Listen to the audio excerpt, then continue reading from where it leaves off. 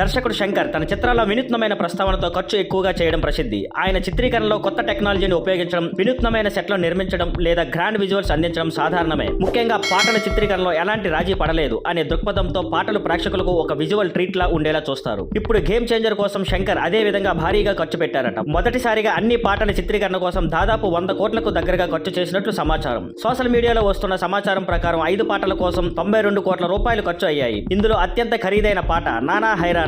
ఇది ఇన్ఫ్రారెడ్ కెమెరాతో చిత్రీకరించబడింది. ఈ పాటను న్యూజిలాండ్ లో అనేక రోజుల పాటు చిత్రీకరించారు మరియు ఈ ప్రత్యేక కెమెరా ఖరీదు భారీగా ఉంది. ఈ పాట కోసం దాదాపు 17.6 కోట్లు ఖర్చు అయింది అని చెబుతున్నారు. శంకర్ సాధారణంగా ప్రాజెక్ట్ ప్రారంభంలో ఒక బడ్జెట్ పెట్టుకొని పనిచేస్తారు, కానీ చిత్రీకరణకు సమయం గడిచే కొద్దీ బడ్జెట్ పెరుగుతుంది. రోబో తర్వాత వచ్చిన చిత్రాలు ఎక్కువగా బడ్జెట్ పరంగా విఫలమయ్యాయి. గేమ్ చేంజర్ కోసం దిల్ రాజును పాటల కోసం భారీగా ఖర్చు చేయించారంట. అయితే పాటలు తెరపై అద్భుతంగా ఉంటాయని టీం విశ్వాసం వ్యక్తం చేస్తోంది. కానీ చివరికి ప్రేక్షకులు ఎలా స్పందిస్తారో చూడాలి. Thank you for watching. Please like, share and subscribe.